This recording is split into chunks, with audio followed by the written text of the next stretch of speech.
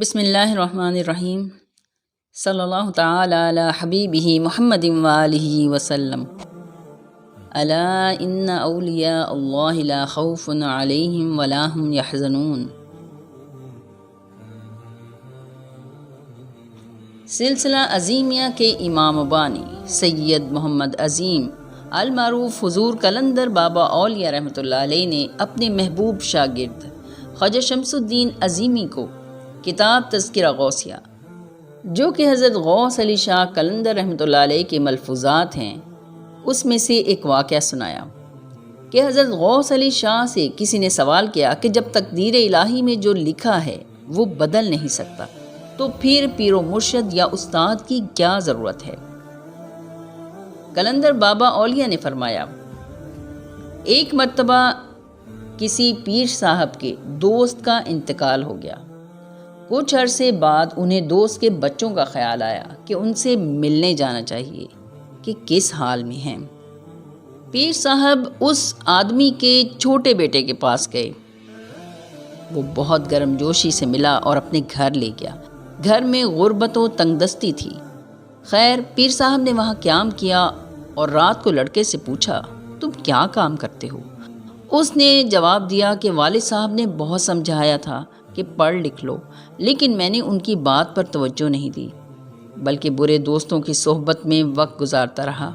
اب میں پرندے پکڑ کر انہیں بازار میں فروخت کرتا ہوں، یہی میرا روزگار ہے۔ پیر صاحب نے جب یہ سنا تو انہیں بہت افسوس ہوا۔ پیر صاحب بولے، اچھا، صبح میں تمہارے ساتھ چلوں گا۔ لڑکے نے عرض کیا، آپ میرے والد صاحب کے پیر صاحب ہیں، آپ کہاں جائیں گے؟ آپ یہاں قیام کریں، میں جلدی آ جاؤں گا۔ لیکن پیر صاحب نہ مانے اور بولے کہ نہیں، میں آپ کے ساتھ جاؤں گا۔ اگلی صبح پیر صاحب لڑکے کے ساتھ گئے۔ لڑکے نے جال لگایا، دانہ ڈالا، بہت چڑیاں اور طوطے اور پرندے آئے، لیکن جب بھی لڑکا جال کھینچنے لگتا تو پیر صاحب فرماتے، نہیں، رہنے دو، ابھی نہیں۔ جو دانہ تھا پرندے سب چگ گئے۔ شام کو خالی ہاتھ واپس آ گئے۔ کچھ عرصہ یوں ہی چلتا رہا۔ جال بچھایا جاتا، لیکن پرندوں کو پکڑنے سے پہلے ہی پیر صاحب روک دیا کرتے۔ لڑکے کے پاس جو پیسے جمع تھے سب ختم ہو گئے۔ اب وہ قرض لے کر اپنی ضروریات پوری کرنے لگا۔ ایک وقت ایسا بھی آ گیا کہ لوگوں نے قرض دینا بند کر دیا۔ پیر صاحب سے اس نے عرض کیا تو انہوں نے اپنے پاس سے اسے کچھ رقم دی اور یوں کچھ عرصہ کام چلتا رہا۔ ایک دن لڑکا جال بچھائے بیٹھا تھا کہ ایک پرندہ آ گیا۔ پیر صاحب نے فرمایا، فوراً جال کھینچ لو۔ لڑکے نے جال کھینچ لیا۔ پرندہ پکڑ کر دیکھا تو وہ باز تھا۔ پیر صاحب نے لڑکے کو سختی سے تاکید کی کہ باز کو شہر میں اچھے داموں فروخت کرنا۔ لڑکے نے ان کی ہدایت پر عمل کیا اور باز کو اچھے داموں فروخت کر دیا، جس سے حاصل ہونے والی رقم سے اس کے حالات بہتر ہو گئے۔ پھر پیر صاحب نے فرمایا، تیری قسمت یعنی لوح محفوظ میں پرندے پکڑنا لکھا تھا۔ چڑیا بھی ایک پرندہ ہے اور باز بھی ایک پرندہ ہے، دونوں میں کیا فرق؟ لیکن فرق ہے، بس تو باز ہی پکڑا کر۔ اس کے بعد پیر صاحب بڑے لڑکے کے گھر گئے۔ وہ بھی بڑی گرم جوشی سے ملا، اپنے گھر لے گیا۔ اس سے حال احوال پوچھا تو اس نے بتایا کہ حالات بہت اچھے ہیں۔ پیر صاحب نے پوچھا، آپ کیا کام کرتے ہیں؟ عرض کیا، میں سرکاری استبل میں گھوڑوں کی خدمت پر مامور ہوں۔ ایک رات انہوں نے لڑکے کو بلایا اور فرمایا، بھائی، آپ ملازمت چھوڑ دیں۔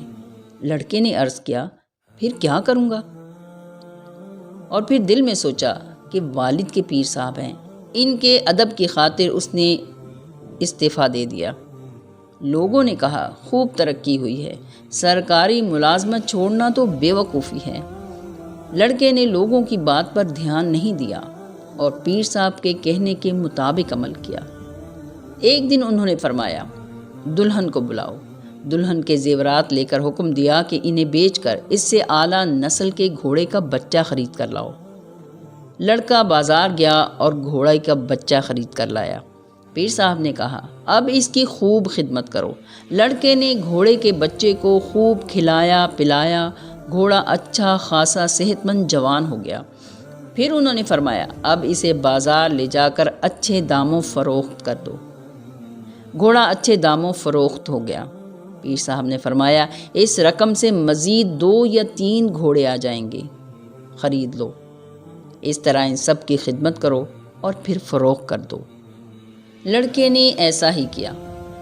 پھر پیر صاحب نے فرمایا تیرا رزق گھوڑوں میں ہی ہے تو کیوں نہ گھوڑوں کا سوداگر بن، گھوڑوں کا ملازم ہی کیوں۔ اس طرح وہ لڑکا گھوڑوں کا سوداگر بن گیا۔ پھر حضور قلندر بابا اولیاء نے فرمایا روحانی استاد سے ہر فرد بلا تفریق مذہب و ملت فیض پاتا ہے۔ کسی کو ذاتی معاملات میں مشورہ درکار ہوتا ہے، کسی کو کاروبار میں برکت، کوئی اولاد کی خواہش کے لیے دعا کرنے کی درخواست کرتا ہے، اور کچھ اللہ کے دوست سے اللہ تک پہنچنے کا راستہ معلوم کرنے آتے ہیں۔ غرض جو جس نیت سے آتا ہے ویسا ہی پاتا ہے۔ اس طرح جو شاگرد خلوص نیت سے مرشد کی خدمت میں حاضر رہتے ہیں، ان کا احترام کرتے ہیں، تو مرشد ایسے شاگرد کی تربیت کا خصوصی انتظام فرماتے ہیں اور اسے منزل تک پہنچا دیتے ہیں۔ اللہ تعالی ہم سب کو حسن ادب عطا فرمائے اور اپنے پیاروں کا ذکر کرنے کی توفیق عطا فرمائے۔ آمین یا رب العالمین، آمین۔